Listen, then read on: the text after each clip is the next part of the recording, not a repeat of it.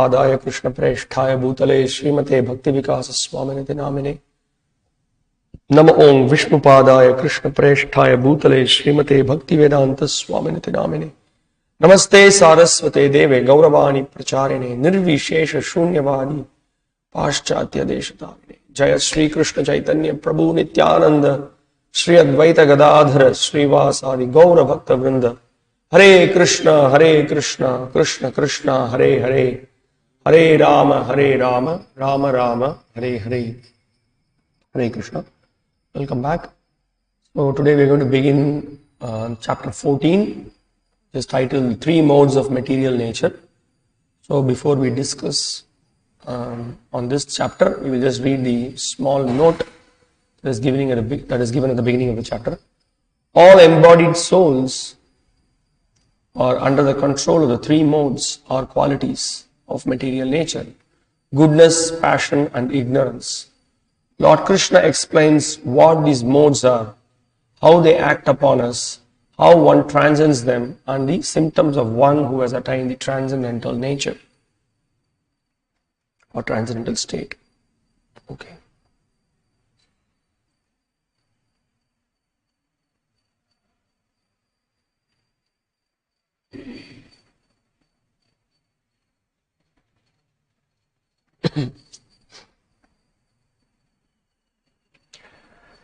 Okay, now in the at the end of the 13th chapter,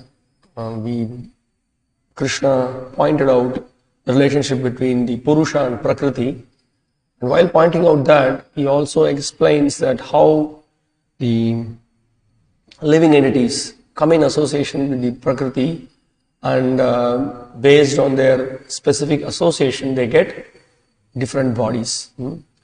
So Krishna says, Sadasat Yoni Janmashu. So it may be a Sat Yoni or a Asat Yoni. It depends on Karanam Guna Sangosya. It all depends on the kind of association one takes. Based on that association, one develops a particular body. Now, so that is the specific link for this 13th chapter, because how the modes are affecting, what is the nature of these three modes, that is being elaborated in this chapter. Okay.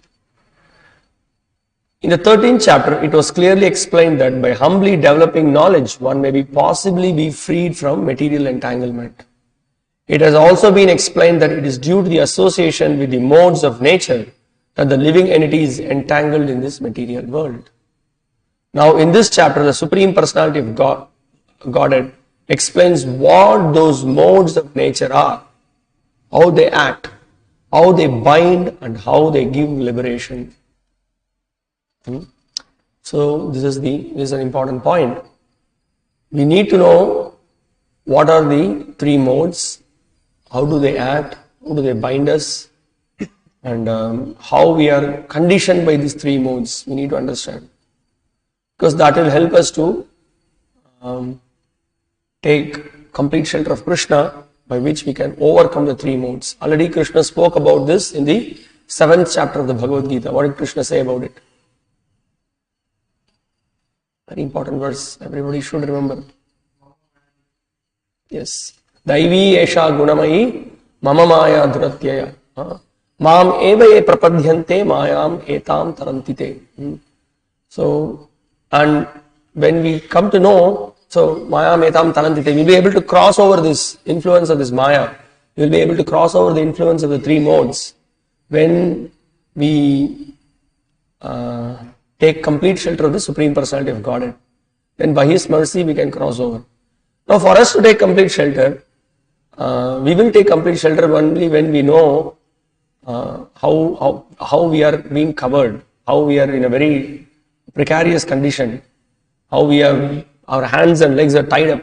Only when we know that, and when we just realize that we are not in a comfortable position, we are in a very difficult situation, then we will call for help. Then we will try to take full shelter. Well, in those regards also, these chapters are building up. You can see that's why this knowledge is given. 13th chapter also. Yesterday somebody asked me what is the link between the 12th and 13th chapter. We discussed that, but I again remind for those who, thanks for that question. For those who are not very clear with what is the link between the 12th and the 13th chapter, we spoke about that. The link is that between the 12th and the 13th chapter, Krishna speaks about Tesham aham samudharta mrityu samsara sagarat. Bhavami nachirat partha. I will rescue my devotee. Very soon I will rescue my devotee. So Sridhara Swami also points out that since Krishna has spoken about that, now how a devotee, Krishna also wants to see that a devotee is not stuck by other influences. There are so many obstacles in the path of devotion. So he should not be stuck by other. So that is why he speaks about the material nature. He's speaking about the Purusha. He's speaking about the how we are conditioned in the particular body. All those things. He's giving that knowledge so that we will become very much. We will be aware and we will properly use our intelligence and mind and take shelter of Krishna. So that awareness is very much required. So now this is also building up on that. So in the previous chapter, as in the 14th chapter, we see that Krishna has already introduced the topic of the three modes of material nature, how three modes are, what is the effect of the three modes when we come in association with certain living entities, and we imbibe certain worldviews, certain ideas, and our life is like that. Based on our life, our entire life is based on whatever worldview we develop. And based on that, we lead our life. At the time of death, our consciousness is that of an animal, or is that of any kind of consciousness is based on what kind of association we have. So how that three modes are influencing us, how we are going to be, how we can overcome that, how we can see what kind of modes we are affected by, and we should be situated in which modes, and how we should transcend the modes. All discussions are happening in this chapter. Okay, now let's see what Sridhara Swami says. Refuting the independence of Prakriti and Purusha, in the 14th chapter, it is described at length the manifold phenomenal existence of the soul arising out of the association with the gunas. So the soul in the association with the gunas is trapped, is stuck in this material world. So how to overcome it? How to identify that we are stuck, where we are? So that is being discussed. Sridhara Swami says. Srila Vishnu Chakravarti Thakur, he says, Karanam guna sangosya satasad yonika janmashu. It is described that the contact of the jiva with the body made of the three gunas is the cause of his taking repeated births. What type of results comes from the contact with the gunas? What are the symptoms of those associated with the gunas? So what is the result? If we associate with a particular guna, what kind of characteristics we exhibit, that we can identify. Then what are the symptoms of the different gunas? That is being discussed in this chapter. And then how can one be liberated from the gunas? This is most important. This we need to know. We just analyze everything. If we do not know how we are going to come out of it, then it just becomes it's a big discussion without any practical solution. Krishna, as we discussed yesterday also, Krishna is very mercifully points out where we are stuck and how you can come out of it. So that's why the Krishna conscious process is a very systematic and scientific process. It's not just some sentimental process. Okay. How is one liberated from the gunas? In anticipation to these questions, the Lord speaks the 14th chapter. Now, Srila Baladev Vidyabhushan Prabhu, he says, gunas are the cause of bondage. That is very well evident from the 13th chapter. Now, these bondage, they give three results, and that they are destroyed by devotion to me. He puts it he also gives the same thing. Okay, you are bound by the three modes and you can overcome the three modes by engaging in devotional service. Is it clear? Okay. Now we will see the divisions of this chapter. Krishna, the seed-giving father, verses 1 to 4, is pointing out Krishna is the seed-giving father. What a good news. We have been cheated in the school, by our friends, by our teachers, everyone say that everything came from just by chance, everything is happening, or everything happened by the explosion. And another unfortunate thing is that my father or my forefather is a monkey. Sorry, I don't want to accept the theory. My forefather is not a monkey. So good news is that Krishna is very clearly establishing here that I am the seed-giving father. He says, I am the father, he says. Very clearly. Not like the scientists, maybe, may not be, no such blabbering. Very clear. And Krishna, in the beginning, first two verses, now again, Krishna is going to speak that I'm going to give you transcendental knowledge. So we will discuss that. Now Krishna already says, I'm giving you transcendental knowledge. Now I've given you the confidential knowledge. Now in this chapter he says that I'm going to give you the most important knowledge. And then what is this? We will discuss that. So first two verses to discuss about that. Then Jiva conditioned by the three modes. From then Krishna is introducing the topic of the three modes of what is sattva, what is rajas, what is tamas. What are the symptoms of sattva guna, rajo guna, tamo guna. And how sometimes sattva guna is predominant, how sometimes rajo guna is predominant, how sometimes tamo guna is predominant, how when sattva guna is there is also a tinge of rajo guna and tamo guna. So it's a combination, it's a mixture. So Krishna in detail is going to speak. So what are the results of being in those gunas? That also he will be discussing between these verses 5 to 18. And then Krishna is going to give a clear path how you can transcend the three modes, which we should be anxious of it. There are people who are not anxious of that also. First of all, there are some people who do not know that we are bound by the modes. And then there are also people who do not want to cross over this Natya Loka. They are happy. Like the other day, Jagdishwar Prabhu was making the point how a person who wants to be leading the easy journey to other planets. So he doesn't want to, he doesn't want to leave this planet and go back to the abode of the Lord. He says he wants to remain in this planet forever. So that is again ignorance. So this is an important thing. We need to know how we can transcend the three modes. Okay. So we will discuss this first verses. Let's see how it goes. Maybe the first 10 verses or like that. We'll see. Shri Bhagavan Uvacha Parang Bhuyaf Pravakshyami Jnananam Jnanamuttamam Yajñātvā munayas sarve param siddhim ito ghataha. The Supreme Personality of Godhead said, again I shall declare to you the supreme wisdom, the best of all knowledge. Param bhuyaha. Again I will declare to you the best of all knowledge. Jnananam jnanam uttamam. Again I am going to give you the best of the knowledge. Knowing which all the sages have attained the supreme perfection. So he says that Yajñātvā munayas sarve. All the sages have attained this knowledge. And what happened by attaining this knowledge?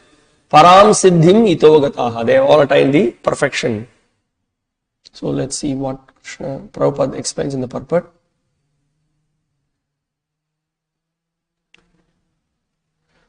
From the 7th chapter to the end of the 12th chapter, Sri Krishna in detail reveals the absolute truth, the Supreme Personality of Godhead.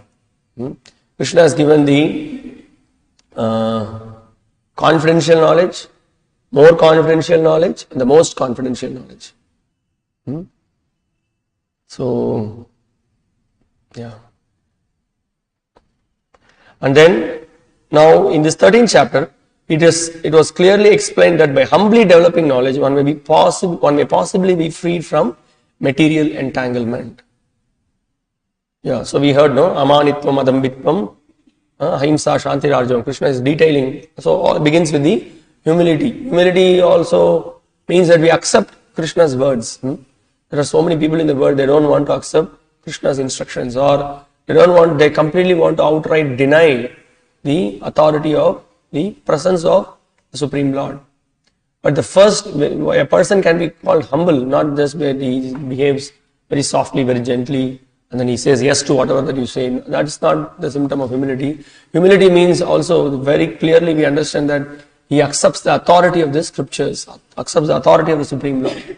That is one definition of humility. Srila Bhakti-siddhanta Saraswati Thakur, he also points out that humility means to accept the message of parampara. In parampara, accept it as it is. Okay. So Srila Prabhupada is pointing out that Krishna already, he speaks about that, you can develop knowledge. Now he says, now in this chapter, the Supreme Personality explains what these modes of nature are, how they act, how did they bind, and how they give liberation, which we read before. Now, here Prabhupada is discussing why this knowledge given in this chapter is even superior to other knowledge. Why? Okay. By understanding this knowledge, various great sages attained perfection and transferred to the spiritual world. the Lord now explains the same knowledge in a better way. So far Krishna has given all the necessary knowledge that is required to go back home, back to God. Now, what he is pointing out here is that Srila Prabhupada is pointing out that the great sages, they heard what Krishna spoke now in this 14th chapter, and that helped them to transfer themselves to back home, back to God. So, thus it is expected that one who understands this 14th chapter will attain perfection. So, the same point we can discuss. What is it that, why it is a speciality? Because here, like we are going to discuss now, one thing is to know the positive side of some act and also the negative sides, anukulyasya sankalpa pratikulyasya varjanam. Whatever that is favorable, we need to know in practicing devotional service, and whatever that is unfavorable, we should avoid. So we should know how the three modes are affecting us. We should know how, if we take some wrong association, how we will be conditioned. All these things will help us to be firmly fixed in Krishna consciousness. This is the point. So that is why Krishna is giving all this detailed knowledge, so that we will not be carried away. So the point is that we will take Krishna consciousness seriously, and we will be cautious about Maya. We will not take it very lightly. So what? We will know, okay, so many people, when we hear about so many personalities, how they were in the material world, how they were, devoured by Maya, by the influence of the three modes, then, we should be very careful. Who knows how the three modes are going to influence us? We are very tiny, very, very tiny spiritual entities. But we can be devoured by Maya so easily. We are already in the material world suffering. And when we read about the life histories of great personalities, whoever thought that Maya will come in the form of a deer and devour Bharat Maharaj? Did anybody thought? Immediately when we think of fall down, we think of some apsaras coming, dancing, or so many money, wealth, so many different kinds of allurements. But nobody ever will expect that in the form of deer is going to be attached, and that's going to cause of fall down from being from Bhava to the normal condition Bharat came. Well, that's also another angle to look at. Lord also sometimes enacts certain pastimes through his dear devotees, so that it appears like a lesson for us. But anyway, the bottom line point that we are trying to discuss here is that Maya is very powerful, so we need to be careful. That's why Krishna is discussing that. Krishna is in detailing this knowledge. Okay. I think this portion can be occupied. Definitely Maya will not influence. Oh, you cannot see that when you come in the front. Okay, no problem. I feel it's a lot of vacant space here. Okay, Srila Prabhupada, this point. Yes, I want to read one line, what Srila Prabhupada said here. I missed to read it. Let's read that. See here, Srila Prabhupada says in this particular purport, if one understands this chapter through the process of philosophical speculation, he will come to an understanding of devotional service. I'll just show it again here. See, the Lord further enlightened Arjuna, if one understands this chapter through the process of philosophical speculation, he will come to an understanding of devotional service. What is this philosophical speculation? How many times we have heard that devotional service should be without philosophical speculation? Now it appears like a contradiction. And Prabhupada says here, he will come to an understanding of devotional service through philosophical speculation. Oh my goodness, it's confusing. But it's not confusing. When you remember, when we did discuss about this, when we were reading the 7th chapter of the Bhagavad Gita, there is a verse in which Prabhupada, there is a shloka where Krishna is speaking about his opulences. Rasoham apsu kaunteya prabhashmi sadishuryaho. Anybody remembers what we discussed? Rasoham apsu kaunteya. Krishna says, I am the taste of the water. Now, what is a philosophical speculation? Is Krishna the taste of water? When we question like this, and then we continue any discussion, that is a complete speculation, mental speculation we can say. But how Krishna is the taste of water? This philosophical speculation is allowed. That is okay. That will enhance our understanding of the subject matter. Are you getting the point what we are discussing? So remember also, we in which chapter was that? We were studying, Prabhupada in the purport is speaking that Nakshatra-nam aham shashi. So what we do, we will just ignore this topic. Because our worldview from the science is that sun, moon cannot be considered as one of the stars. So this is a little bit, contradicting. So, we don't study like this. We accept Krishna's statements as it is. And we hear from the bona fide acharyas. In Guru Parampara, we hear from Srila Prabhupada, we hear from Bhakti-śāstra Saraswati Thakur. Whatever knowledge is coming in Parampara, we accept it as it is and we try to understand it, how it is so. And that we contemplate, that we discuss from various angles, like that. But we don't question it outright. So that is the whole point. So Prabhupada says that then when we see how all these interactions happens, then we may take it up very seriously. Well, also one more thing, we don't so much, as practicing devotees or those who are taken with the path of pure devotional service, we are not sentimentalists. We try to understand Krishna's instruction, why acharyas have given so many commentaries, why Prabhupada has written so many books. Well, ultimately, all these discussions should drive us to one important conclusion, one important point. What it should drive us to? It should drive us to the point of developing deep faith in chanting the holy names of the Lord. Specifically in our Sampradaya, that is the process. We are all chanters of the holy names, and we should have so much faith in the holy name, and we should be fully convinced that Krishna is Supreme Personality of Godhead.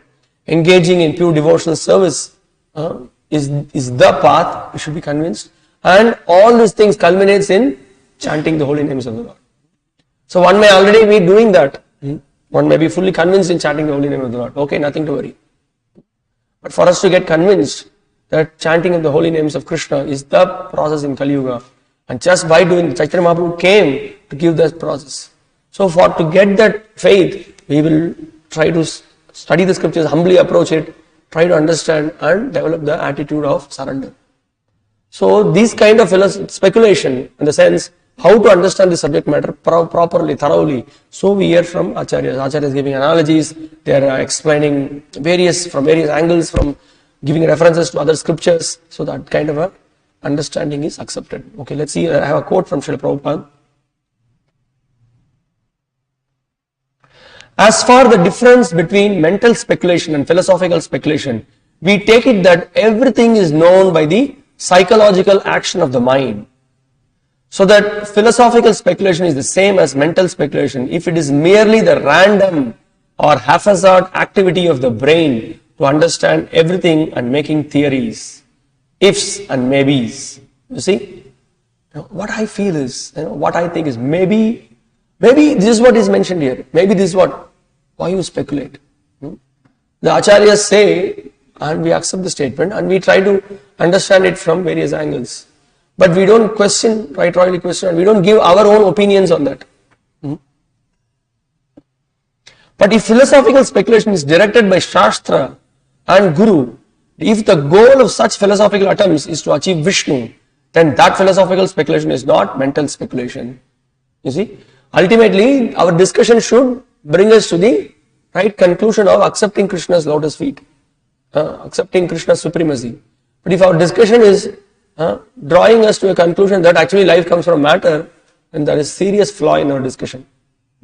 How life comes from life, that we have to accept. That supreme life is, the origin is Bhagavan. Janmad yasyato anvayat itaratas. That's the whole point. From him everything is emanating. We should come to that conclusion. That's why Srila Prabhupada wanted to have this Bhakti-vedanta Institute. And the goal of Bhakti-vedanta Institute is to establish this from the study of the scriptures, talk to the scientists and the scientific community in their language. In their language you communicate this point. For us, we are fully convinced from the conclusions of the Vedas. You remember the discussion when Prabhupada had with, who was that? The disciple who had the doubt, Purushottam. Yeah. He had the doubt that, we landed on this. We just seeing the video. They are in the moon. They are picking up stones. But Prabhupada was just exactly in the, when was that? 69 or 70s. Prabhupada was just completely to the reporters. He said, no, we never landed on the moon. He said that. With such a confidence he is speaking. But it was very bewildering for him. Then Prabhupada made one statement. He said that he doesn't have to believe me. He doesn't have to hear from me. But why is he not hearing from the Vedas, he is saying. This is what the Vedas are speaking about. So that is the point. Okay. We will continue to read this. So philosophical speculation in the accepted sense, that means to try to understand under the direction of Shastra and Guru just how Krishna is the taste of water. The points of the Bhagavad Gita, though they are simple and complete, can be understood from unlimited angles of vision. And we can see, that all the previous acharyas are giving commentaries. So from various angles they are pointing out the same subject matter. And it is very enlivening. It's amazing. So our philosophy is not dry like mental speculation. The proper function of the brain or psychological activity is to understand everything through Krishna's perspective or point of view. You see, this is the point. We adjust according to what Krishna is speaking. Not that we adjust Krishna's philosophy according to our understanding. And so there is no limit to that understanding because Krishna is unlimited. And even though it can be said that the devotee who knows Krishna, he knows everything, still the philosophical process never stops and the devotee continues to increase his knowledge even though he knows everything. Try to understand this point. It is a very good question. So somebody asked this question, so Prabhupada says that. It's a good question raised, but the thing, that's why, we never say, Prabhuji, I already finished Bhagavad Gita, I already finished Bhagavatam, I already finished Chaitanya Charitamrita, nothing for me to read. What are you speaking? How can we finish reading this book? Krishna is unlimited. This knowledge is unlimited. The devotional service is unlimited. Anandam Bhudivardhanam Pratipadam Purnamrita Svadanam Sarvatma Snapanam Param Vijayate Sri Krishna Sankirtanam. Krishna's name, form, qualities, it is ever expanding. And every time, it's never boring also. That we saw, that we read, right? In the 10th chapter. Prabhupada is saying it is not like some cine movie or, or cinema songs or whatever songs in the MTV that is coming out. You feel bored after, maybe, there are some crazy fellows who like to hear it 5 times, 7 times. Sometimes I remember, some of the friends used to say, hey, this is the 8th time I'm going to watch this Rajinikanth's movie. I said, my God, first time itself it's so boring. And then 8th time you want to watch the same thing. But that is not the case with Krishna conscious topics. Now every time you open and read the subject matter of Krishna, because Krishna is ever fresh. Every time you experience the bliss. When we are coming out of the covering, we can see, wow, every line you read, sometimes you read one statement that is there in Prabhupada's purport, and then you say, oh my goodness, how did I miss this? Some revelation happens actually. Because Krishna reveals, as and when we get purified, newer and newer revelations come to us. Krishna very mercifully unfolds, So that's the whole point, more and more, when we are covered, we will not be able to see something. When the covering is unfolding, then we will be able to see more clearly. So it's never boring. And that's why even for those who have liberated, those who are in the, those who are liberated, those who are conditioned, and those who are on the path of beautiful, for everyone this subject matter is very enlivening.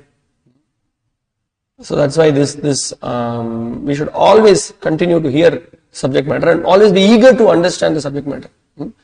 When we are in the neophyte stage, we may say, already I know about all this. And you can see the great acharyas, they are ready to discuss again and again the same topic. In fact, you can see how much Srila Prabhupada was such a powerful preacher. He on the subject matter of you are not this body, you are a spirit soul. He is a Mahabhagavata. He's right there with Krishna. But then he came down to the level to save us from the conditioning. How many times he repeated the same subject matter, but every time he discussed from various angles, from various visions, and it was wow, such a point Prabhupada is presenting. So this is the thing. So that discussion which will enhance our faith to the lotus feet of Krishna, that is very much appreciated. Okay, let's go to text 2. Idanyānam upāshritya mama sādharmyam āgataha sargepi nopajayante pralayena vyatanti cha. By becoming fixed in this knowledge, one can attain to the transcendental nature like my own. Thus established, one is not born at the time of creation or disturbed at the time of dissolution. So here again further he glorifies his knowledge. He says, Idam jnanam upashritya. Upashritya, ashritya. One who has taken shelter of this knowledge, then what happens? Mama sadharmyam agataha. He attains my nature, Krishna says. Mama, my sadharmyam. Same nature. He attains, agataha. Sargepi nopajayante.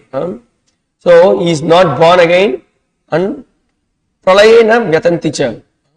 Neither at the time of creation or disturbed at the time of annihilation. He is not disturbed. So he crosses the repetition of birth and death. That is the point. Okay.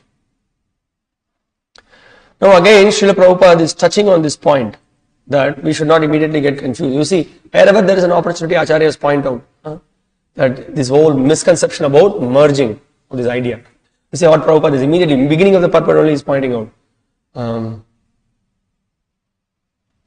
After acquiring perfect transcendental knowledge, one acquires qualitative equality with the Supreme Personality of Godhead, becoming free from the repetition of birth and death. One does not, however, lose his identity as an individual soul. It is understood from Vedic literature that the liberated souls who have reached the transcendental planets of the spiritual sky always look to the lotus feet of the Supreme Lord, being engaged in his transcendental loving service. So, not that after liberation we mix, we moksham Vishnuangri love. Vishnuangri means we search for the lotus feet of Vishnu. That is the thing. We just go and we want to engage. We want to please the Lord by engaging in his transcendental service. Okay.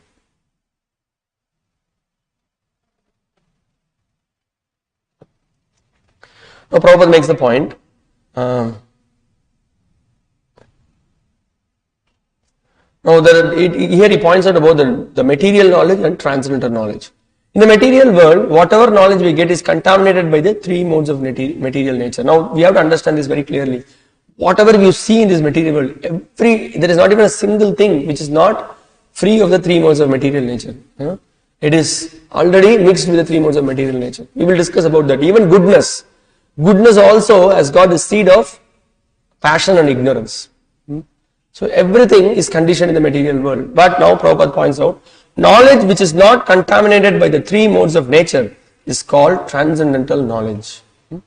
It is free from the three modes. See, now this is the point, why we are saying that we should not speculate. We should not,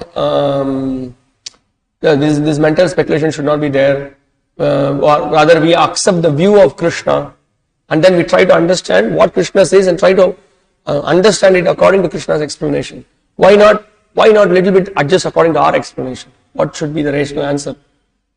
Why you have to accept from Krishna's explanation? Krishna's viewpoint we have to accept. Why not from our viewpoint? We may be able to logically explain something. Why not from our viewpoint? What should be the reason? Is always contaminated with three modes. Okay, this is a good point. We are contaminated with three modes, so the knowledge that will be coming out from us will not be perfect. So this is one way of explaining that. What is another direct way of explaining this same thing? Yes, the Lord is beyond the defects. Or to put it in another way, the Lord is not influenced by the three modes. When we are influenced by the three modes, we are conditioned by the defects of the material nature. But the Lord is beyond the defects. Simple point. So simply hear from the Supreme. Yasvayam padmanabhasya mukha padma vinishritaha. So in the Gita Mahatmya it is glorified. Gita su Gita kartavyam kimanyai shastra vishtarai. What other knowledge you read? Just hear from the message of the Yasvayam padmanabhasya. That's why we hear from the Supreme Lord. And we also hear the Vedas are the breathing of the Lord. That is also, the Bhagavatam describes that. So we would like to hear from the Supreme Lord who is giving the transcendental knowledge. That's Prabhupada uses the word transcendental.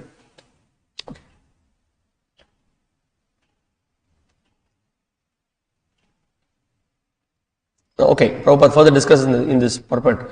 Those who have no knowledge of the spiritual sky hold after being freed from the material activities of the material form. This spiritual identity becomes formless without any variegatedness. However, just as there is material variegatedness in this world, in the spiritual world there is also variegatedness. There is ignorance of this thing that spiritual existence is opposed to material variety. But actually the spiritual sky one attains a spiritual form. Already in the 8th chapter also Krishna, Prabhupada in the purport and also Krishna discusses how do you say that there is no variegatedness in the spiritual world? In fact, there is variegatedness here. Here we see so much variety. So when there is variety here, how do you deny that there is no variety there? In fact, whatever varieties we see here is a perverted reflection of the varieties that we see in this spiritual world. There is substance, here it is shadow.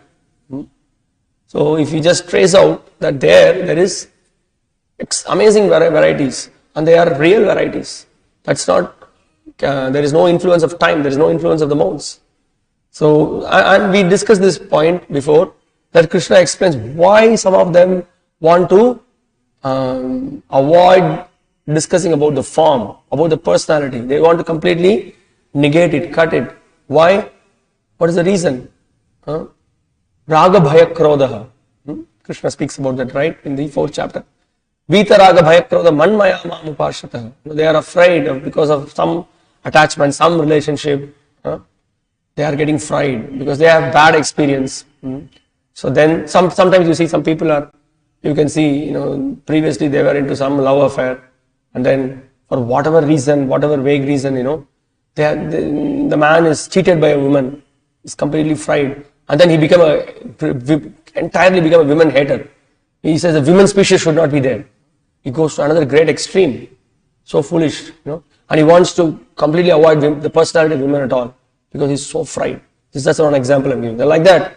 People are affected by some personalities, and then finally what they want? No more form. No more dealings, no more relationship. Just be merged with the void. You become nothing. But it is not possible. That kind of a state is not possible, because Jiva's nature is to always engage in service. Jiva's got a form, it's got a swarupa. So that is what Prabhupada is pointing out. Those who are ignorant of the fact, they want to oppose this spiritual existence. But there is spiritual sky, there is spiritual form. This is what we learn from Bhagavad Gita. Parastasmat tu bhavonyo vyakto vyaktat sanatana. Krishna clearly says. Now again, he's saying that why some of them are not able to accept this fact. Why they are not able to. Krishna is so much in so many places he is explaining all the qualities of the spiritual world. What are the spiritual qualities? And in fact about the personalism, after we go back, we will be able to serve him. Why some of them are not able to accept it? Prabhupada concludes the purport. To obtain such knowledge, one must develop all the spiritual qualities. See? One who thus develops the spiritual qualities is not affected either by the creation or by the destruction of the material world. So, that is required. One has to develop spiritual qualities. So, spiritual qualities means, first of all, it begins with submission. How can you develop spiritual quality? Here is the process. Take up this process. Oh, why I should take up this process? This is what the Supreme Lord says. Your real well-wisher is speaking this. So, listen to him. At least once in your so many millions of lifetimes, give your oral reception to him. Then your auspiciousness begins in your life. So far, your life has been really dark, but real auspiciousness begins when you begin to hear from Supreme Lord Sri Krishna. Okay.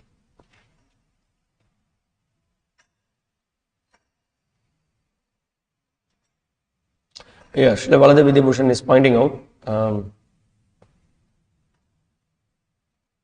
attaining this knowledge which I will describe through service to Guru, Upashritya, people have attained 8 qualities appearing through practice, which are similar to my 8 qualities, Sadharmyam. In me, the Lord of all these 8 qualities are eternally manifest. These persons are not subject to the karma of taking birth or dying. Devoid of birth and death, they are liberated. The Lord states that many have attained this liberation. This is understood from the Shrutis which say, Tadvishno paramam padam sada pashyanti surayah. The devotees always see the supreme form of Vishnu. So again, the same point is being, so when they go back, they are able to see the form of the Lord. Okay, now, okay, we'll read the text 3 and then we'll read the connection. Mama yonir mahad brahma tasmin garbham dadhamyaham sambhavas sarva bhutanam tato bhavati bharata. Mama yonir mahad brahma, the total material substance called Brahman is the source of birth, and it is that Brahman that I impregnate, making possible the births of all living beings, O son of Bharata. Mama yonir mahad Brahma. So, that is the total material substance Krishna is referring to.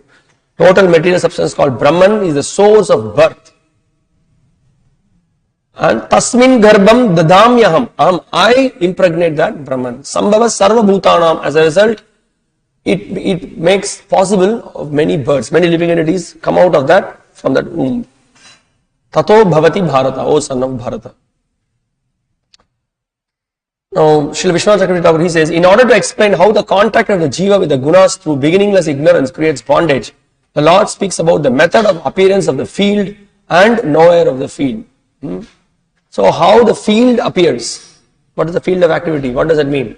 From the previous chapter. Field means Brisbane Stadium. No, field means not where you play tennis, or that can also be field. But here what is being discussed is, what is that? The field of activity or the kshetra. So he speaks about the field, because unless there is field, you can only sow it in a field, no? So he is speaking about the field, and then the knower of the field. Who is the knower of the field?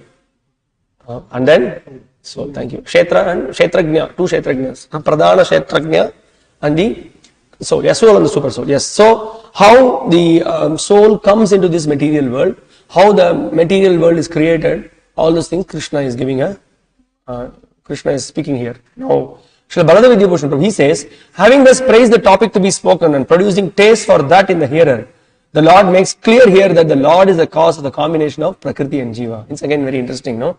So now what he has done, the first two verses, what Krishna said, he has created an interest. You see, now I'm going to give again, very powerful knowledge. The topmost knowledge I'm going to reveal. By this knowledge, you are going to cross over the repetition of birth and death. Now, Krishna is now very clearly saying that I am the seed-giving father. I actually is the cause for this material creation. No, I am only bringing all the souls to this material world. So, that's what Baladev Vidyabhushan Prabhu is pointing. Okay, let's see Srila Prabhupada's purport. This is an explanation of the world. Everything that takes place is due to the combination of kshetra and kshetrajna, the body and the spirit soul. This combination of material lights and the living entity is made possible by the Supreme God Himself. Not it came by chance, or it just, life came into existence from the primordial soup. He is actually in soup, actually, by making such nonsense statements that life came from, without any evidence, without any proof. There is no clear proof for whatever statements that is being made by the scientists. First of all, for the creation, for the origin of the universe, they don't have a conclusive, clear philosophy. Clear philosophy means clear evidence or proof. They have more than 2,000 theories. Can you imagine 2,000 theories? Every time they come up with some new theory. All the time they are coming up with from their mental factory, there is always some new inventions and new productions that is coming out. And after 10 years back there is one theory, and another person comes and then he contradicts that theory, what he has, the previous scientist has speculated, or he builds upon that theory. So many different explanations. So, and then also regarding the life, how the explanation that they give, that there was a big bang and everything came into proper position. Everything, the life, sun is rising in the east, and the moon, the different stars, the different living entities, the rivers, ocean, mountains, everything actually you see here, it's all after the big explosion. But how did big explosion happen? From who was the cause of the big explosion? Let's not discuss about it. The explosion happened and everything is in place. So from nothing, everything came. That is what their explanation is also. But we don't even see, they always say that science means it is very reasonable. Everything is with reason. What is the reason? How it is? How much reasonable it is? It is really funny. This is how they say that. Because they say that religion means there is no. It's all just blind faith. They say. But okay, sir, what is your explanation about this? From nothing, we don't see any phenomenon here. From nothing, something coming out. We have not seen any such phenomena. Or as Srila Prabhupada sometimes points out that when there is a bomb explosion, very often that happens. Somebody throwing bomb somewhere, then immediately what the police investigate who threw the bomb. It's a common sense, right, to find out. So who threw the bomb at the first? That a big bang. Who threw the bomb? You can only laugh, that you cannot do more than that.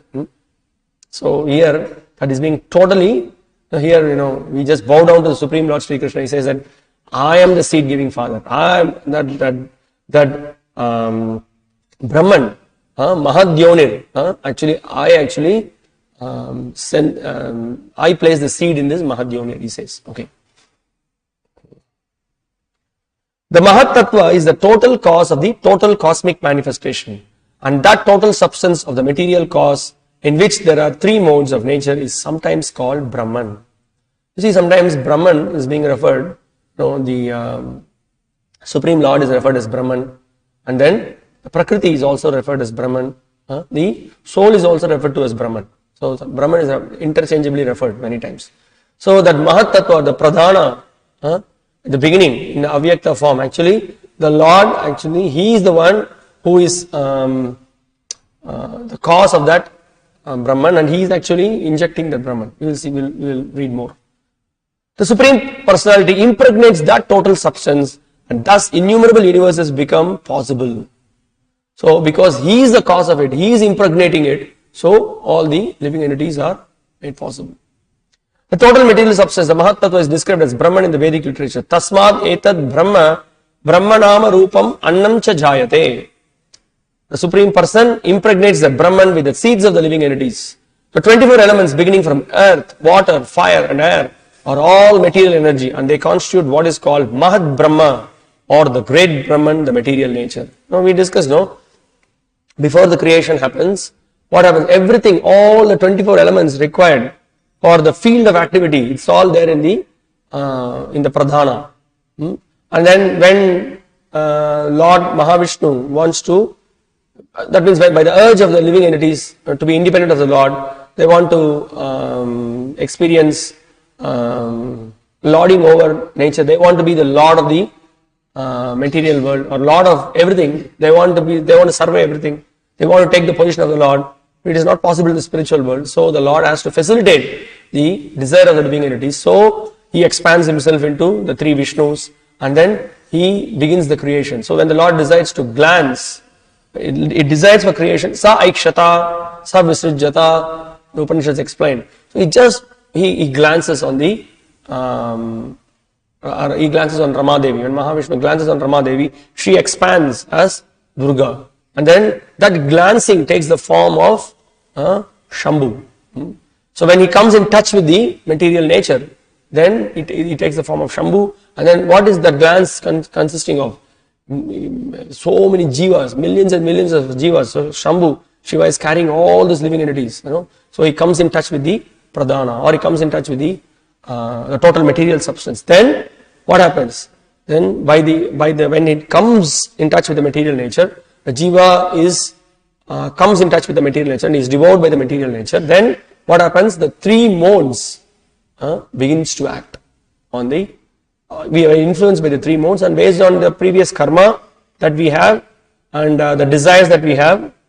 So what happens? It's something like this. When the pralaya happens, we have not attained perfection, every one of us are engaged in various karmic activity, and at the time of pralaya, everything is dissolved. Everything goes to the body of Mahavishnu. Everything is in the body of Mahavishnu. So what happens? At that time we are in a very pure state. So then why did we come here? But we have not completely purified. So it's something like that. Now I'm coming to the temple. Okay. Now outside I am wearing so many different kinds of dress, but when I come inside the temple, I am with a proper attire. I come inside. I am there. And when I go out of the temple, then I take my different dress. And exactly, see, there is a person who has collected all our dress, all our equipments, everything is there. And he exactly knows what dress you brought, what are all your belongings, everything he knows. Exactly, okay, let's say my number is 9. For 9, he has got all the specifications, okay. Then according to the desire that I had, now coming back to the example that we are relating. So when the previous lifetime, whatever the desire we had, whatever karma we had, everything is recorded.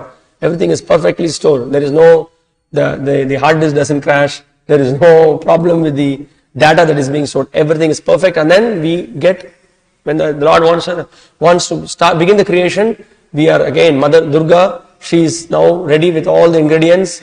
Now we are being awarded a particular body. And then we come back to the material world. Or whichever world we are in. We may be Swarga, or we are going to the lower planets, or we take the animal body, whatever it is. So we are just again placed into this material world.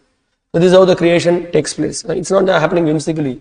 Everything is perfectly tuned. Everything, it's completely under the control of the Lord. So that is what here the Lord is actually. So that's what happens. So Shiva, also we see why Shiva and Durga are worshipped in this material world.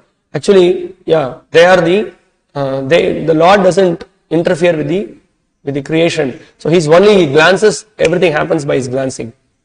So So I would like to just read a small section from the book. If you have some people who have not read, you can very nice book called Who is Supreme, wherein in a very brief note, the discussion of the creation is given here, and also in the Bhagavatam, all these descriptions are given. So I will just do a quick reading of the first Purusha avatar is Mahavishnu, who lies down in the waters of the causal ocean. By him the universes are generated and all material manifestations are produced. By his mere glance, the Supreme Lord injects all the living entities into the womb of material nature. That is this Mahad Brahma, what we are discussing. In the Aitreya Upanishad, it is said, Sa Aikshata Lokan Nu Shraja Iti. Sa Imal Lokan Ashrajata. He glanced over the material creation. Thus he created the entire material world just by glancing. But the Supreme Lord Mahavishnu does not directly touch Maya, the material energy. He expands into Shiva, and his consort Ramadevi, Lakshmi, expands into Durga. Lord Shiva is the Linga, masculine symbol of Lord Mahavishnu, and Durga Devi as the shadow of Ramadevi, or the divine potency, is the accommodating principle, Yoni, womb, the symbol of mundane feminine productivity. Thus, the genitals of Lord Shiva and the vagina of goddess Durga are worshipped as a Shivalinga. So, this is a simple reason. So many people ask why you worship Shivalinga. This is the thing, because they are setting an example for the creation. They are the cause of the creation. So, that is being worshipped. Lord Shiva and goddess Durga fulfill the Lord's desire for creation and are thus known as the father and mother of the material creation. The efficient or the original cause for creation is, who is that? Mahavishnu, thank you, Mahavishnu. And the immediate causes are, who are they? Shiva and Durga. From Mahavishnu, Vishnu Tattva, Shiva is created. Because he deals with Durga, Maya, the external Asat potency, he is not on the same level as Mahavishnu and is classified as Shiva Tattva. After the material nature is activated, Mahavishnu enters each universe as Garbhodaka Sai Vishnu, from whose navel sprouts a lotus stem, and upon that lotus Lord Brahma is born. Within the universe, Brahma creates different forms of living beings according to their desires. He also creates all other planets and their presiding deities for universal maintenance. Then Garbhodaka Sai Vishnu still further manifests himself as Shirodaka Sai Vishnu to enter into every atom and into the heart of each living entity, and thus is also known as Paramatma. At the time of destruction, all is again absorbed into the transcendental body of Mahavishnu. So it's a very nice and very logical explanation given in the Bhagavatam, but we don't want to accept this. We call it as a mythology. So-called scholars and philosophers and atheists, they call it mythology, but they want to accept another story, so-called story that they are giving an idea of Big Bang theory. Now, coming to this point, that how the Lord, he has got a perfect plan for this creation, and he impregnates the living entities into this material world. So we may say, okay, it's Lord sent us this material world. No, at the beginning, we expressed that desire. We were rebellious. Okay, that is why the Lord has to facilitate us. But the Lord does not leave us like that. He arranges for our journey back home, back to God. That is His mercy. Okay, here Prabhupada is giving a nice analogy. Material nature is not the cause, but the seed of the creation is given by the Supreme. The scorpion lays its eggs in piles of rice, and sometimes it is said that the scorpion is born out of rice, but the rice is not the cause of the scorpion. Actually, the eggs were laid by the mother. So this is called as the Tandula Vrishtikanyaya. So as you see, the rice is the cause of the scorpions. But already, see, nowadays people are not much aware of it. In those days, they used to have a lot of stock of rice in their house. In the godown, so much stock of rice will be there. Sometimes you see scorpion there, small scorpion coming out of the seed. Why? Because it's a very little warm place, so they come and then lay the eggs, and that place, that rice bags or whatever, that's a field. It doesn't mean that rice produced that. We also, in the material world also, we know, not that, women can give birth to child on their own, or there should be a potent father. Potent father and potent mother can give birth to a child, isn't it? So that's why, sometimes the scientists are also, they're so much boasting. They're saying that, test tube babies, but from where you got all the ingredients to make the test tube babies? They're also very proud of what are the things the scientists are cloning, they say. It's all manipulation. You're not creating anything. You manipulate with all the ingredients given by the Supreme Father. So that is the whole point. So we should, better we accept the conclusions of scriptures and accept, we should not be like monkeys, as like follow the idea of Darwin and remain as monkeys. Better we follow the instructions of the Supreme Lord, accept, and we will see we are in a very safe path, and we can overcome the conditioning of the material nature. So similarly, the material nature is not the cause of birth of the living entities. The seed is given by the Supreme Personality of Godhead, and they only seem to come out as products of material nature. That's it. Is it clear? Mangal Vaishnava Prabhu. Okay. Yeah, so the Lord, everything he does by simply, he is in yoga nidra. It appears like he is sleeping, but he is actually engaged in pastimes with his internal, with his consorts. But just by his glancing, everything he is doing. That is his Achintya Shakti, his Yoga Ishwaram.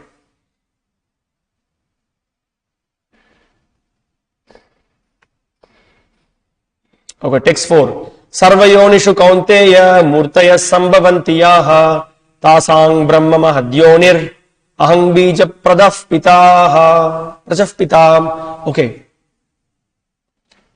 It should be understood that all species of life, O son of Kunti, are made possible by birth in this material nature. That I am the seed-giving father. Sarvayonishu kaunteya. All species of life. Murtaya sambhavantiyaha. They all are brought, they all come to existence by the Lord impregnating the Mahadyonir. And who is the Krishna says, I am the seed-giving father, he says. It is he who actually begins it. So now this idea of Darwin's evolution theory, there are transformations, that is what Darwin's evolution theory is, from smaller living entities there is transformation, and then from monkey, human came. Then let us see some situation where monkey is producing a human, where we don't see at all. So, but we hear what is the explanation. There are individual species, individual prototypes. 84 lakh species are there. They are all prototypes, and they are all existing, simultaneously existing. Another observation also: if frog had changed into some other, what do they say? Frog has been changed into some other animal or whatever. Their own explanation. So then that frog should not exist, no? That should have become extinct. But we see simultaneously. What is the explanation? How do we understand? So all these things, so this is very, very weird philosophy. So here Krishna is establishing that I am the original father, I am the seed-giving father. Prabhupada also gives this simple logic, very simple. With simple logic, it defeats the whole idea. So you have a father, your father has got a father, and your father has got his father has got his father. Like that you keep tracing, then you will end up with whom? Brahma. And then Brahma says, actually, I engage in tapasya, and the Lord gave me this transcendental knowledge, and then from that everything is revealed to me. Correct? Simple logic. Prabhupada completely defeats the whole idea that we do not have a father. Yeah, that's the whole thing. For we have a father, our father is not monkey. That's very clear. So appearances are due to mother material nature. All these appearances are due to mother material nature, and Krishna's is the seed-giving process. Yeah. The purport is that the material world is impregnated with living entities who come out in various forms at the time of creation according to their past deeds. This we discussed. Already discussed. In detail we discussed how due to our past deeds, that also everything is completely tuned. See, that is, you see the catch here. If they accept that we have a father, we have a God, even in other faiths also, then you have to follow his instructions. You have to follow certain rules and regulations. Then you have to accept the theory of reincarnation. You have to accept that there is karma. Oh my goodness, then I have to follow, I cannot engage in any whimsical activities, adharmic activities I cannot engage in. But when we come up with this kind of a philosophy that just life comes from matter, there is no organization, there is no intelligence behind the creation, then you do whatever you want to do. There is no karma. That's why you see in the last 150 years, the civilization is just completely spoiled because of the atheistic, demoniac theories that the scientists came up with. Because they totally deny any idea of religion. They say it's all just some kind of sentimental, unreasonable theories that the religion is proposing. They are saying. Well, also that is also there, that some of the religion are completely wild without any discrimination, no proper explanation. That is there, but you cannot deny. They want to completely avoid that there is a Supreme Father, which cannot be avoided. We see that. How do we see this? We see organization in every small thing. I have watched this watch. To produce this watch, so much organization is required, so much intelligence is required. But when we see the creation, everything is so amazingly taking place. You see so much air crash happening, so much car crash is happening. But all the planets, everything is systematically going on for millions and millions of years. How is that possible? How do we deny the intelligence and an intelligent person behind it? Doesn't make any sense, isn't it? Okay. Let's go to the next shloka. In 4 verses, the Lord describes the gunas, how the jiva becomes related to the gunas, or how they bind him. Now, the Lord is introducing the topic of the 3 modes. Now you see, there is also another example that we see. See, when there is a prism, okay? When there is a light hits the prism, then other day also we discussed there are 7 colors that is coming out. Primarily, there are 3 colors. What is that? Yellow, blue, and red. Right? These 3 are the primary colors. From there, by their combination, so many other colors are coming out. Now, this is the thing. When similarly, when the Lord glances, when he glances on the pradhana, or when he glances, then the light that is coming from the Lord, when he touches the material nature, then what is that? There is an interaction that is happening. Time, the kala begins. Then the 3 modes becomes activated. Then the combination of 3 modes, we are all devoured by the 3 modes. This is what is happening. That's what here. So what are those 3 modes? Sattva, Rajas, and Tamas. Influence of the 3 modes begin, and then everyone, according to our previous karma, or according to whatever that we have done, and then we are all given different bodies. And in different bodies, the different combinations are acting. Are you getting the point? 84 lakh species of bodies that has got different natures. Sattvam rajastamaiti guna prakriti sambhavaha nibadhnanti mahabaho dehe dehinamavyayam. Material nature consists of 3 modes: goodness, passion, and ignorance. When the eternal living entity comes in contact with nature, O mighty armed Arjuna, he becomes conditioned by those modes. Nibadhnanti mahabaho. You will see this word, Krishna will be repeating again and again. Nibadhnanti. Baddha. Nibadhnanti means he is conditioned. Dehe dehinam avyayam. In the body, the living entity is inside the body. The eternal living entity is inside this He is caught inside this body. So we are caught. That's why some people are not able to understand. This material world is a prison. Who likes to be happy in the prison? Durga. Dur means, what is the meaning of dur? Dur means difficult. Ga means go. Very difficult to get out of this place. Because we are caught up in a prison. Durga means with Trishul. He is catching us. All this, Sattva, Rajas, Tamas. We are bound by this. We are trying to enjoy, and then what is there in this material world? Adhyatmika, Adi Bhautika, Adi Daivika. So we are completely stuck. This is what we are dealing with, this material world. Okay.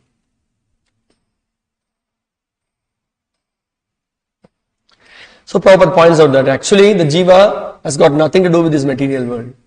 What is your connection with the material world? What is your connection with the material world? What is my connection with the material world? No connection whatsoever. But we are just identifying ourselves as the Chakravarti. Recently somebody called me. I am Chakravarti speaking, They go, you are not Chakravarti, You are eternally suffering in this material world. You want to be a Chakravarti. But the only real Chakravarti is Supreme Lord Sri Krishna. So we suffer in this material world with all these kleshas. So that's what it is. But we falsely identify ourselves. We want to be the emperor of this entire world. No, we want to see everything is under control. Not possible. We are in control by the modes. We are covered by the Maya potency. Nothing can be done.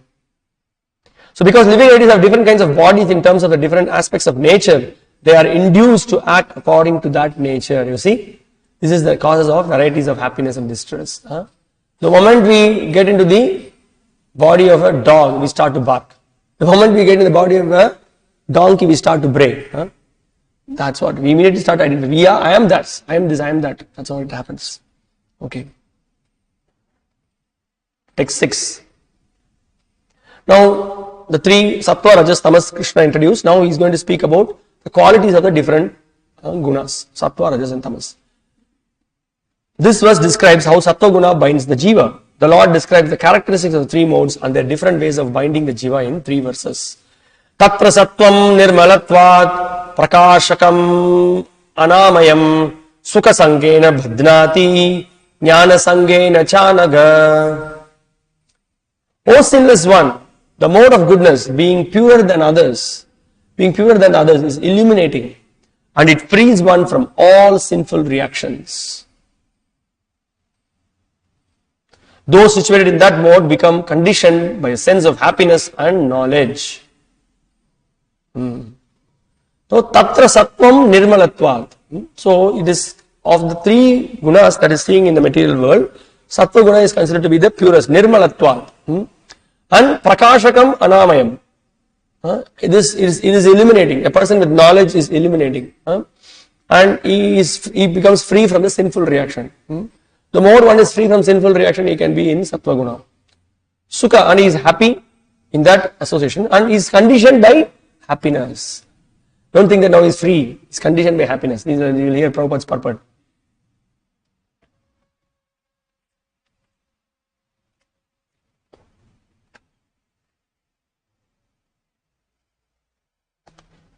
Now, Prabhupada speaks about the effect of developing mode of goodness. The effect of developing the mode of goodness in the material world is that one becomes wiser than those otherwise conditioned. He is wise, he is intelligent. A man in the mode of goodness is not so much affected by material miseries, and he has a sense of advancement in material knowledge. Yeah, he is able to see things in proper perspective because of the knowledge he has developed. Now, this kind of a particular discrimination Prabhupada is referring to, actually is referring to a Brahmana. The representative type is the Brahmana, who is supposed to be situated in the mode of goodness.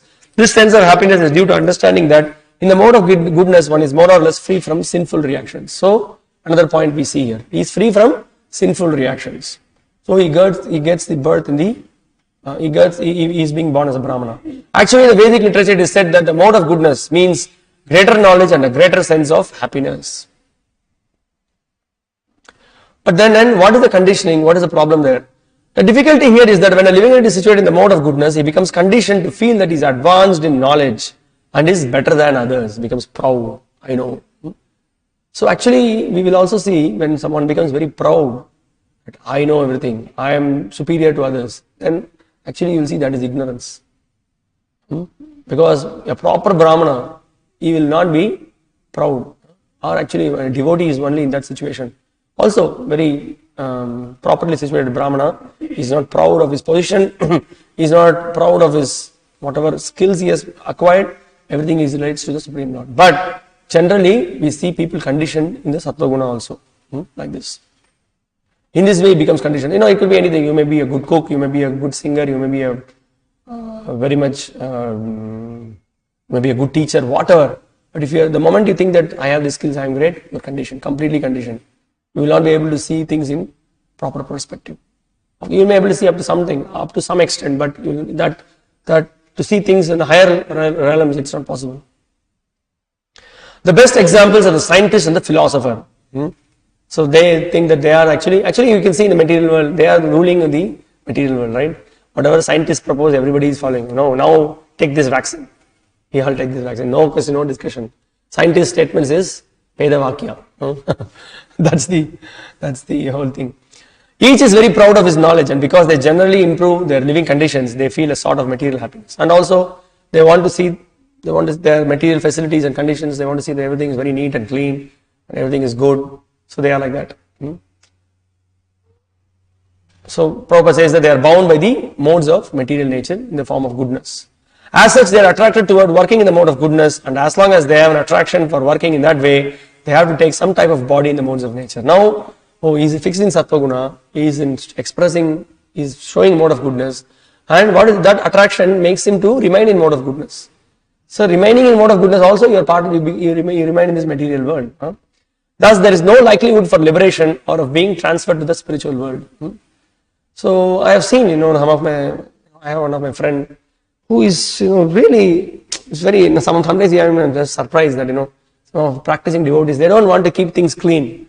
But this person is not at all in Krishna consciousness. He's super clean, Everything he keeps spotlessly clean. His house will be clean, He's very organized, very systematic. He gives a time. I feel sometimes very ashamed. When I give a time, I don't go on the time, but he tells the time, 6 o'clock. 6 o'clock is there on the dot. And these are all some of the qualities we should also pick up, actually, very important. Not that, devotee means, practicing devotional service means you are spaced out. You do whatever you want, simply I chant Hare Krishna Prabhu, I'm international, part of the International Society for Krishna Consciousness. One devotee was speaking nonsense. He said that, where is your license? I asked. Oh, Prabhu, I am ISKCON. He said, so ISKCON means what? You should have the license. You should be, when you come in front of the police, it's not that you show your shika and tilak. It's a really bad experience, bad example that you're setting. But, okay, on the other hand, I'm just giving this example. The point is that this person, everything is super clean, everything is very nice, all set. He's a good candidate to read Bhagavad Gita. No interest whatsoever. He does all his duties, family and duties. Very good husband, everything, pleases the wife, gets everything, does everything, and he's satisfied with like that. So, you see, this is conditioned by the Sattva Guna. That's all. He's going to be, again, part of this world. And then sometimes you can see, sometimes some people in the interview, they do some great philanthropical activities, they help, and then when they come in interview, then they ask them, so what do you want to do in your life? I just want to continue my good work. That means what? I just want to be part of this material world. I want to make this material world a permanent place. I want to reform further. Whatever defects there is there in the material world, I will make it perfect. So anyway, it's like that. So that is the point here. So that is also illusion. Okay, let's go to the next verse.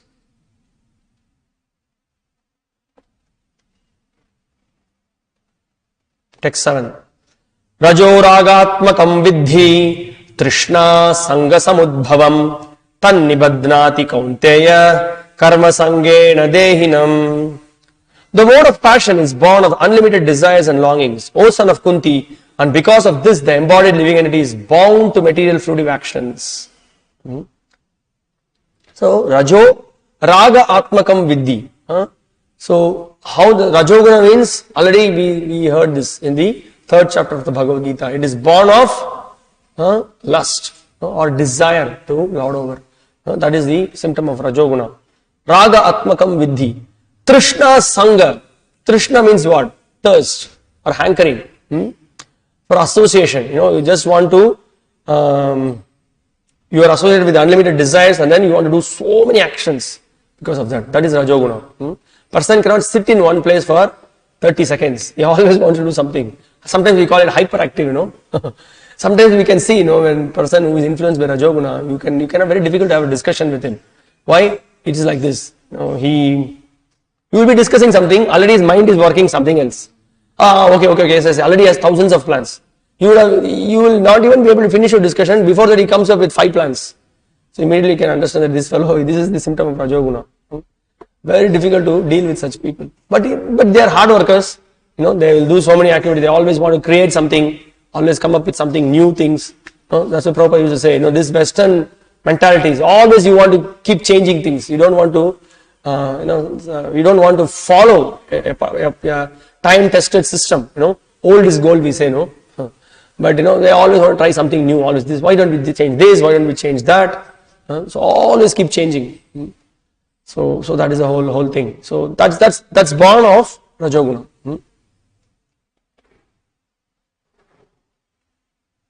Prabhupada. So that's, you see, this is the thing. So what is this Trishna Sangha? What we just, you should get Krishna Trishna. That thirst we should have for Krishna, but the thirst is for satisfying the material senses and trying to enjoy this material world. Okay. And Prabhupada immediately points out the symptom of Rajoguna. The mode of passion is characterized by the attraction between man and woman. Woman has attraction for man, man has attraction for woman. This is called the mode of passion. Pumsastriya mituni bhavam etat tayo hridaya granthi mahu. Ata griha kshetra sutapta vrittair janasya mohoyam ahang mameti. So Bhagavatam explains everything. The cause of the material creation is because of the attraction between male and female, and that attraction becomes a very strong bonding, and from that strong bonding What are the results of the strong bonding? Griha, Kshetra, Sutapta, Vritta, everything, the house, family, society, position, everything is formed, and then there is immediately the binding, and then that makes us to identify that I, me, mine, that's all. That's what we see. I see, I. Okay.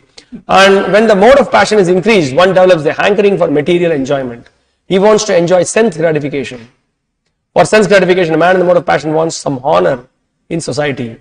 Here is Mr. Rotarian, who has come, and they're very proud, And then, some people are very proud to show their card, Sometimes we go out on book distribution, we don't even ask, Yes, sir, sir, what are you doing, sir? Just a minute, he just takes the purse, pulls out his card, and then it is written, MA. Sometimes, when people are very ignorant, we do not know. When you go in the doctor field, go in the field of medicine, sometimes you see, FRCS, MICS, so much is written.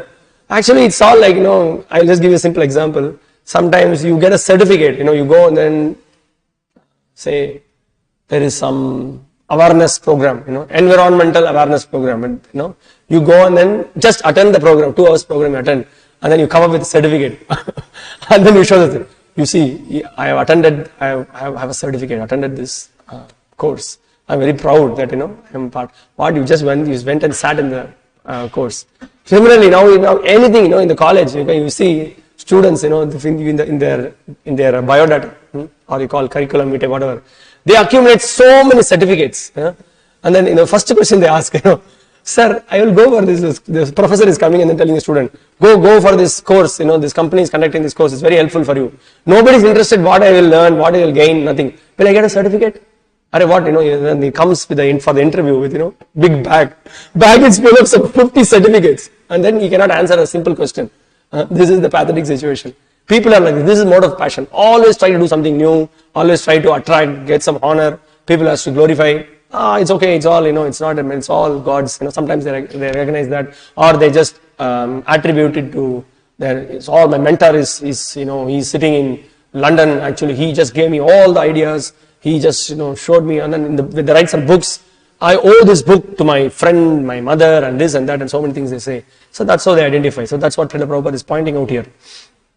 For a sense gratification, a man in the mode of passion wants some honor in society or in the nation, and he wants to have a happy family life with nice children, wife, and house. These are the products of the mode of passion. As long as one is hankering after these things, he has to work very hard. Therefore, it is clearly stated here that he becomes associated with the fruits of his activities and thus becomes bound by such activities. So Prabhupada here points out that the whole material world is more or less in the mode of passion. And he also gives a brief explanation before that. In order to please his wife, children, and society, and to keep up his prestige, one has to work. That's the whole thing. I know, sometimes, sometimes I've seen one of my friend, he got a pressure before he got married. He was working in some decent company, was earning some good salary. Mother was pushing him so much that, you see this fellow who is working in the neighbor, he's working for this multinational company and his salary is, so much. What is this? What are you doing? You are earning very less. So at the time only, he was beginning to come to Krishna consciousness. Already he will chant some 3 rounds, 4 rounds. And mother one side giving heavy pressure, one side I am just trying to preach to him. So there is a clash, for him. And at one point of time he bursted. It was very difficult. And then later, that's a very nice person, very much interested in spiritual life. But at some point of time we have to take a call in our life. We have to take what is really beneficial for us. Then things became even more worse after he got married. Then till the time I was able to communicate to him, speak to him over phone. And then he went to US. He said, "What is this? That job in US will be more productive." Anyway, so the point here is that everything, when the passion, we are pulled by passion, we are lost. Okay. So modern civilization is considered to be advanced in the standard of the mode of passion. Formerly, the advanced condition was considered to be in the mode of goodness. If there is no liberation for those in the mode of goodness, what to speak of those who are entangled in the mode of passion? Even in goodness, we are bound. What to speak of passion? Prabhupada is pointing out. Okay, let's go to the.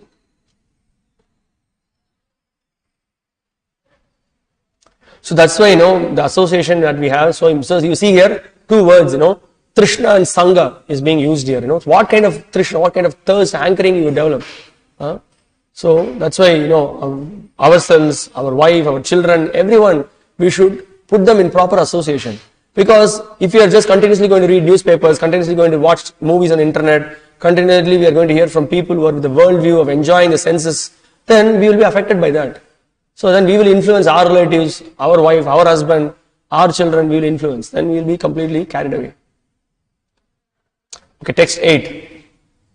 Tamastvajnanajang vidhi mohanam sarvadehinam pramadhalasya nidrabhis tannibadnati bharata. O son of Bharata, know that the mode of darkness, born of ignorance, is the delusion of all embodied living entities. The results of this mode are madness, indolence and sleep, which bind the conditioned soul. So here Krishna is pointing out about the mode of ignorance. Tamastvajnana jang vidhi, ajnana jam, that is produced out of ignorance. What is produced out of ignorance? We are bewildered completely. Sarvadehinam, mohanam sarvadehinam. Then what are the three qualities Krishna is saying? Pramada, alasya, nidrabhi. Anything new for us to know about this? Pramada, we are completely bewildered. And then nidra, we are always interested in sleeping. And then, Prabhu, we will do it. I will definitely do this. Tomorrow I will do this. I will do it after 3 days. I will do it after 4 days. I will do it after 1 week. Oh, I have been telling about this for the last 6 months. Soon I will do it. So this is called as, what is this? Alasya, lazy. Krishna is also giving a very nice title about this in the upcoming chapters. He is calling such a person, he is calling him Dirgha Sutri. He will tell, all this called as procrastination. Anything you say, definitely I will do it. Definitely, sir. Soon I will do it. Soon. It's like a post-dated check. 2094, this will happen. Definitely I will give you 5 lakhs. So this is the quality of clear symptom of ignorance. O son of Bharata, know that the mode of darkness, born of ignorance, is the delusion of all embodied living entities. The result of this mode are madness, indolence and sleep, which bind the conditioned soul. So in the mode of ignorance, one becomes mad. So, nunang pramatta kurute vikarma. So when you become mad, you will do any activity. Doesn't matter.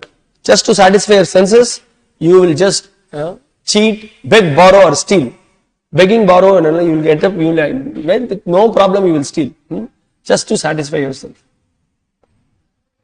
In the mode of goodness, by development of knowledge, one can understand what is what, but the mode of ignorance is just the opposite. You see, he's contrasting, Prabhupada is contrasting. In goodness, you know what are you doing.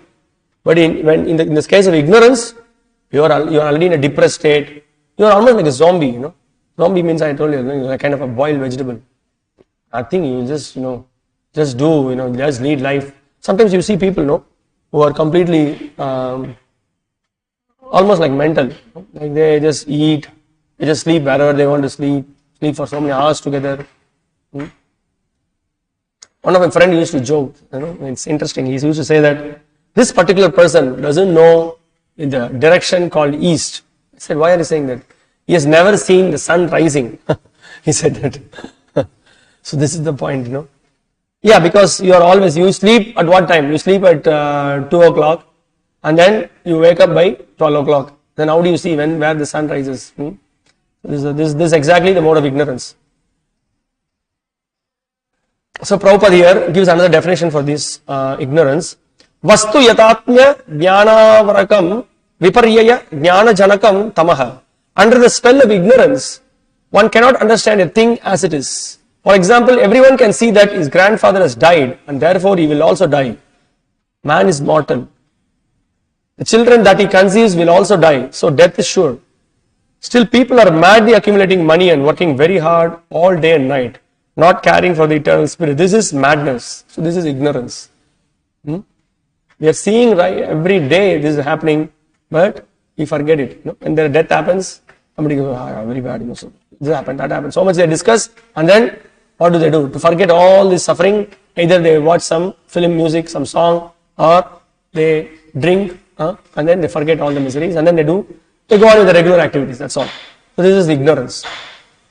In their madness, they are very reluctant to make advancement in spiritual understanding. Such people are very lazy.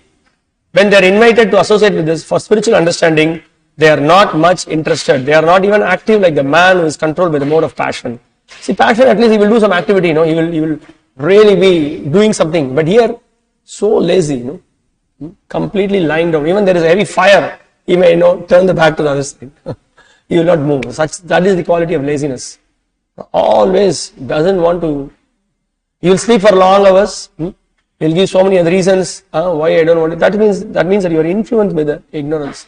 Definitely, you need great association. You should give yourself to someone who is very advanced. That person can help you, but you should voluntarily take up the good advice and help that is given.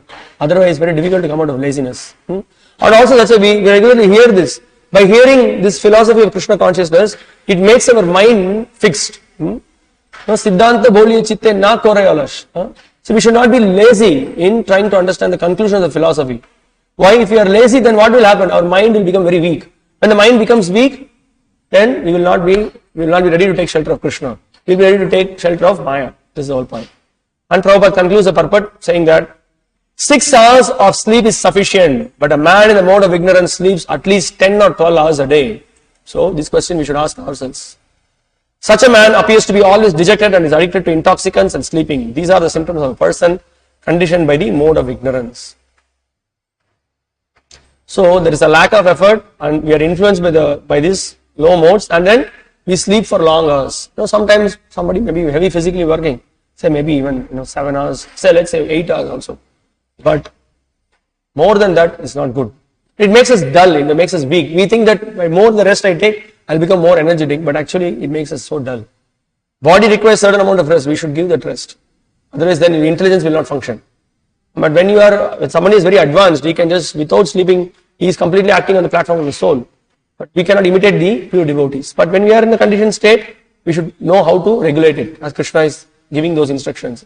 Yukta hara viharasya, yukta chesasya bhavana. So that's very important. You have to be regulated. Okay, so we will stop here. Tomorrow we will discuss about the different results of these gunas, like that. So tomorrow, just for information, tomorrow we will have a class. Tomorrow morning we are going to have a class. For all those devotees online also, please stay tuned. At 7:30 we will have a class. Okay, and the exam we will have as usual on Sunday at 3:30. Thank you very much. If you have any questions or comments, you can ask. Yes, Prabhu. Yes.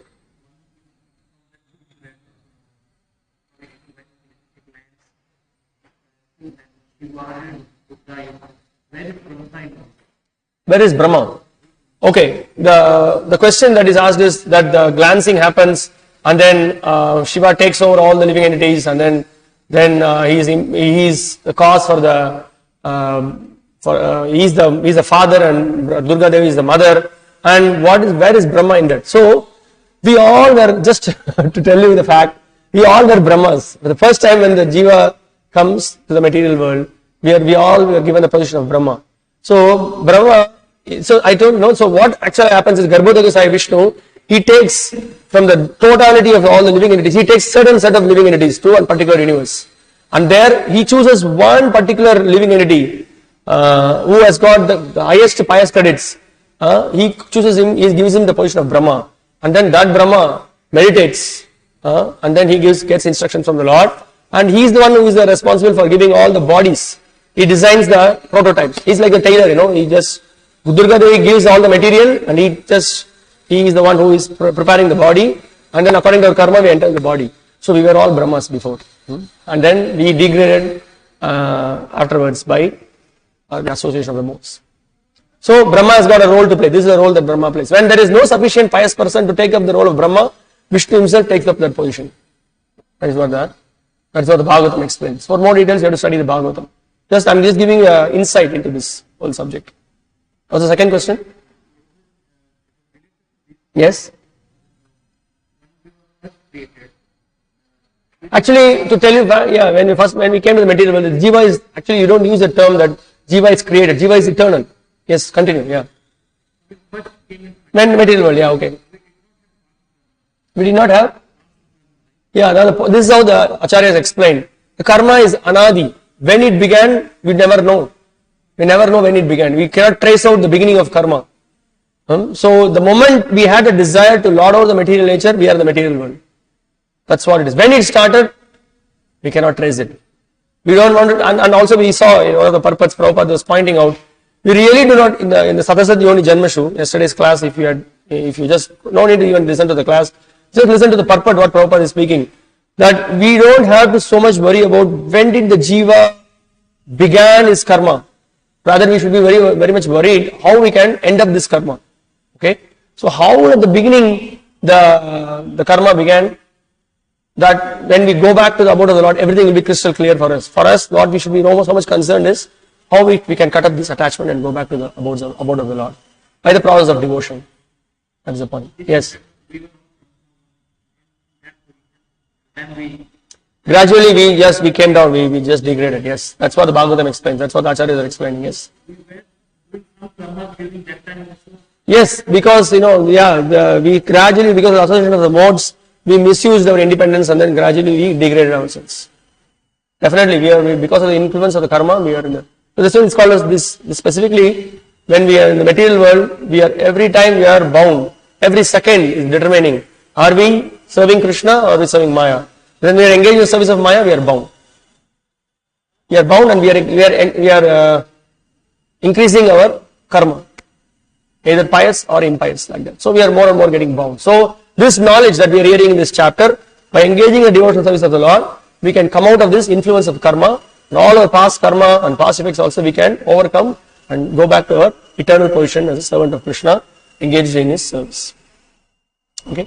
Okay, we will stop here and we will continue tomorrow. Thank you very much. Bhagavad Gita as it is ki jai. Srila Prabhupada ki jai. Hare Krishna.